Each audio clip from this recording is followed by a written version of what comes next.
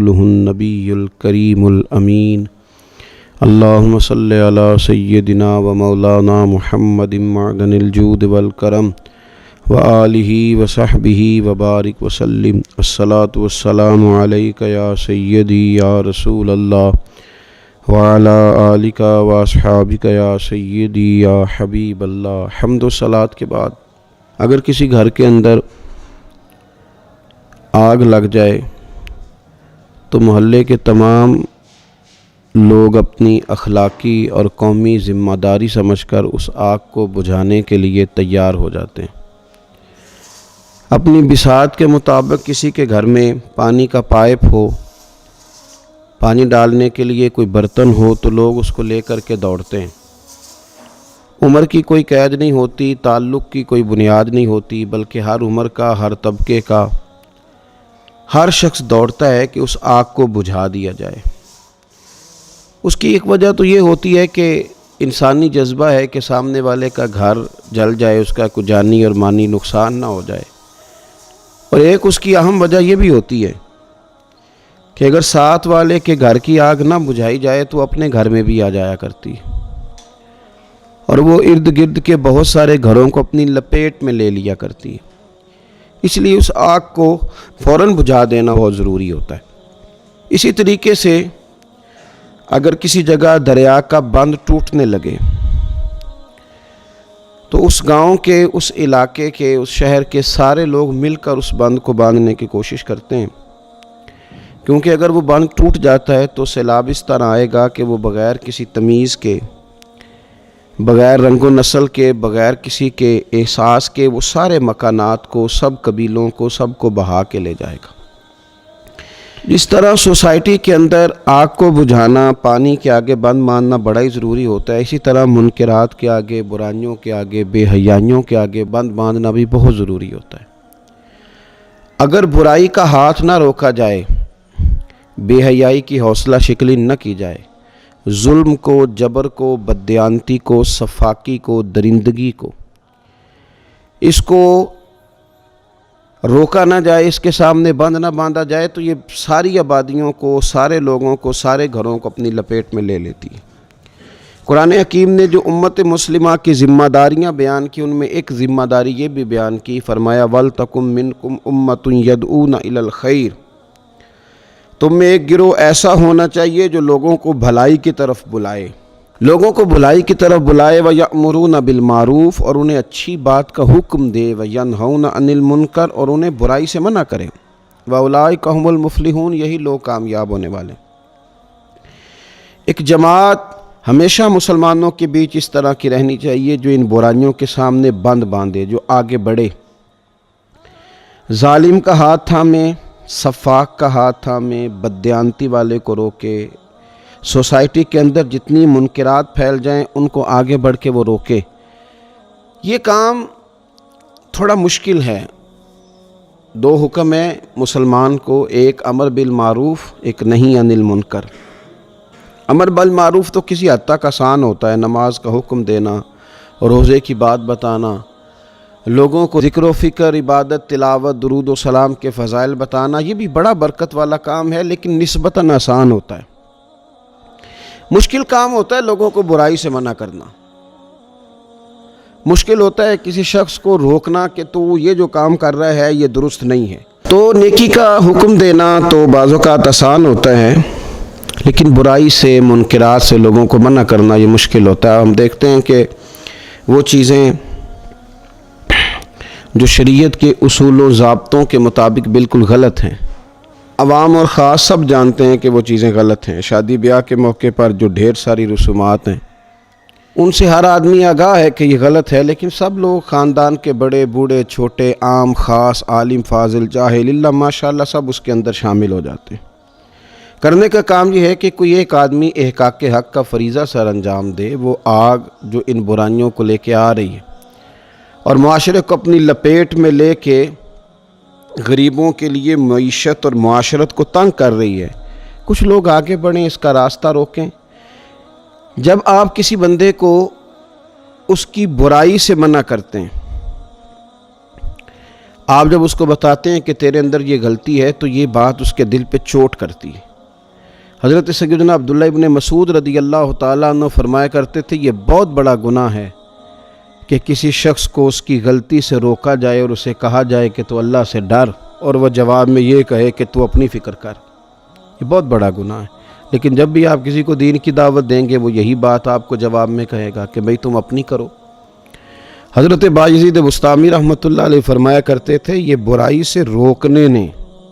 اور نیکی کا پیغام دینے نے ہمارا تو دوست ہی کوئی نہیں چھوڑا، سب لوگ مخالف ہو گئے، سب لوگوں نے ہم سے دور رہنا شروع کر دیا، اس لیے کہ ہم لوگوں کو برائی سے روکتے تھے۔ نبی پاک صلی اللہ تعالیٰ علیہ وسلم نے اپنی امت کو کھڑا کیا، فرمایا تم میں سے جو شخص برائی دیکھے،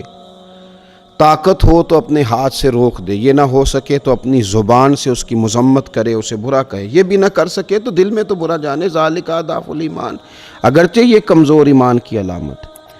اور پھر بغیر چھوٹے بڑے کی تمیز کے، ہمارے ہاں یہ بھی ہوتا ہے کہ غریب کو تو تبلیغ ذرا جلدی کر لی جاتی ہے، کمزور آدمی، ضعیف آدمی کو تو پیغام حق دینے میں بعض اوقات لوگ عزت نفس کا بھی خیال نہیں کرتے، اس کی پرائیویسی کا بھی خیال نہیں کرتے، لیکن دعوت جب امیر کو دینی ہو، مالدار کو دینی ہو، اس شخص کو دینی ہو جو سوسائٹی کے اندر تھوڑا بڑا مقام رکھتا ہو، تو پھر بہت سارے لوگوں کی تبلیغ کمزور پڑ جاتی۔ رسول کائنات سرور دو عالم صلی اللہ تعالیٰ علیہ وسلم منبر پہ کھڑے ہوئے، حضرت ابو سعید خدری رضی اللہ تعالیٰ عنہ فرماتے ہیں حضور نے خطبہ شروع فرمایا اور ارشاد فرمایا خبردار خبردار کسی شخص کی ہیبت تمہیں حق جاننے کے بعد حق کہنے سے منع نہ کرے۔ کسی بندے کی بھی ہیبت، جب تم حق جان لو تو پھر کسی شخص کی ہیبت تمہیں کبھی حق کہنے سے منع نہ کرے، پھر تم حق کہہ دو۔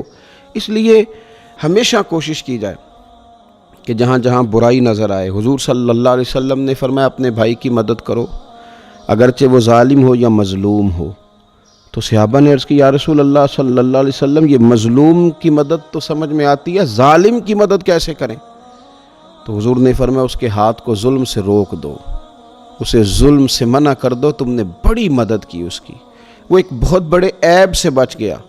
تم نے اس کو ایک بہت بڑی خطا کرنے سے بچا لیا، تم نے اسے جہنم کے سفر سے روک لیا، تم نے اس کا بھلا کیا، اس کو بچا لو، اس کو محفوظ کر لو، تو یہ تمہاری طرف سے اس کی مدد ہے۔ تو مدد کریں ان لوگوں کی جو گناہوں میں الجھ گئے، مدد کریں ان لوگوں کی جو برائیوں کے اندر جا کر کے اپنے آپ کو پوری طرح سے انہوں نے لگا لیا۔ ہمارے ہاں یہ ہوتا ہے کہ لوگ برائی کر رہے ہوتے ہیں تو مخصوص طریقے سے ہم واعظ و نصیحت کا ایک طریقہ اختیار کیے ہوئے ہوتے ہیں۔ میری طرح کے لوگوں نے جمعہ پڑھانا ہوتا ہے، وہ جمعے کا خطبہ تو دیتے ہیں لیکن قوم کے درد سے آگاہ نہیں ہوتے۔ ان لوگوں نے کسی محفل میں، کسی مجلس میں تقریر تو کرنی ہوتی ہے، لیکن جو قوم کی اصلاح کا جذبہ ہے اور جو درد دل ہے اس امت کے لیے، وہ ان کے سینوں میں نہیں پایا جاتا۔ تو بس وہ رسمی تو چند باتیں ہم کر دیتے ہیں، لیکن جو خاص اخلاص کے ساتھ دعوت دین ہے اور درد ہے کہ بندہ اس سے نکل آئے، وہ موجود نہیں ہوتا۔ بلکہ بعض اوقات تو یہ ہوتا ہے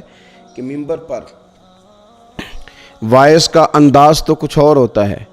لیکن اس کی نجی زندگی، اس کی ذاتی زندگی، اس کے روزمرہ کے معاملات بتاتے ہیں کہ جو یہ کہہ رہا تھا نا،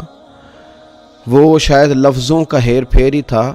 جملوں کے تراشے ہی تھے، اس کا وہ درد دل نہیں تھا۔ نبی کریم سید عالم صلی اللہ تعالیٰ علیہ وآلہ وسلم نے ارشاد فرمایا جس قوم میں گناہ کیا جاتا ہو اور کچھ لوگ دور کرنے پر قادر ہوں اور پھر بھی وہ دور نہ کریں، تو قریب ہے کہ اللہ سب پر یہ عذاب نازل کر دے گا۔ ان کے اندر طاقت تھی، یہ کہہ سکتے تھے۔ بہت سارے ہمارے ایسے قریبی دوست ہوتے ہیں کہ ہمارے ذرا سا بات کرنے سے وہ بات مان جائیں گے۔ ہمارے گھر کے اندر، خاندان کے اندر تھوڑی سی ہماری جد و جہد کرنے سے بہت ساری برائیوں سے بچا جا سکتا ہے۔ لیکن ابو داؤد شریف کی اس حدیث نے جو ہمیں جھنجھوڑا ہے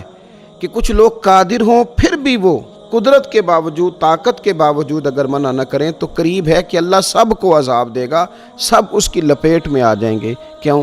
اس لیے کہ انہوں نے توجہ ہی نہیں کی، وہ کر سکتے تھے۔ اپنی نافرمانی پر تو لوگ سیکھ پا ہوتے ہیں، تو اللہ رسول کی نافرمانی پر کیوں نہیں ہوتے؟ ہمارا کوئی اپنا، ہمارا چھوٹا، ہماری اولاد، ہمارا بھائی، ہمارا ملازم ہماری بات نہ مانے تو کتنی تکلیف ہوتی ہے، تو اگر لوگ اللہ رسول کی بات نہ مانیں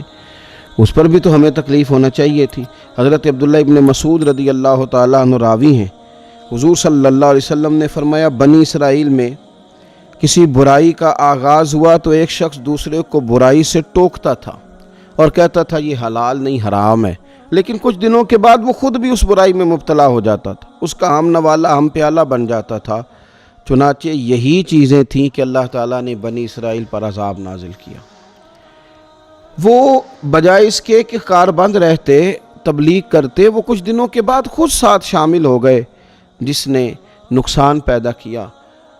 آخری بات اس عنوان پر جو بڑی سمجھنے والی ہے، اس ساری گفتگو میں جو خلاصہ ہے وہ یہ ہے کہ یہ کام تب ہوتے ہیں جب قوموں کا ضمیر زندہ ہوتا ہے۔ اگر ضمیر زندہ ہو، برائی کو برائی سمجھا جائے تو پھر لوگ لوگوں کو برائی سے منع کرتے ہیں۔ آپ دیکھیں، غور کریں کہ کتنے لوگ ہیں جو لوگ باہر گند دیکھتے ہیں، تعفن دیکھتے ہیں، کوڑا